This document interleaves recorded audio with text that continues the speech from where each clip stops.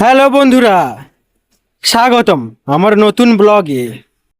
আজকের তোমাদের নিয়ে যাচ্ছি একটি সুন্দর এবং শান্ত জায়গায়।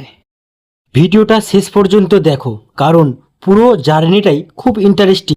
এইমাত্র আমরা লোকেশনে ঢুকলাম আর চারপাশটা দেখতে অসাধারণ লাগছে। প্রকৃতির মাঝে এই পরিবেশটা সত্যি মনকে ফ্রেশ করে দেয়। চারিদিকে এত সুন্দর ভিউ যে ক্যামেরায় পুরোটা ধরাও কঠিন। এখন একটু সামনের দিকে এগিয়ে দেখি আর কি কি আছে।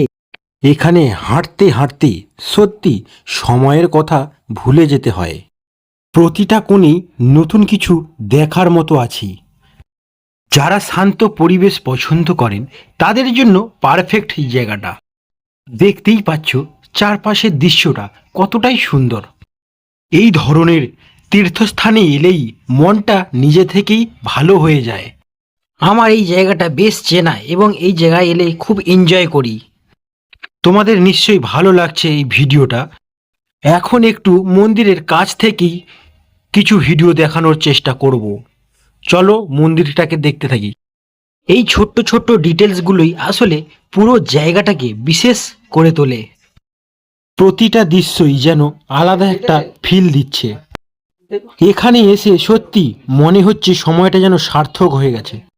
যদি কখনো এই দিকে আসো, অবশ্যই একবার হলেও ঘুরে যেও। বিশ্বাস করো, অভিজ্ঞতাটা তোমাদের খুব ভালোই লাগবে। এখন আমরা একটু শেষের দিকের ভিউগুলো উপভোগ করছি। শেষ মুহূর্তগুলো সবসময় একটু স্পেশালই লাগে। আজকের এই ছোট্ট ব্লগটি এখানেই শেষ করছি। ভিডিওটা ভালো লাগলে অবশ্যই লাইক দিতে ভুলবেন না।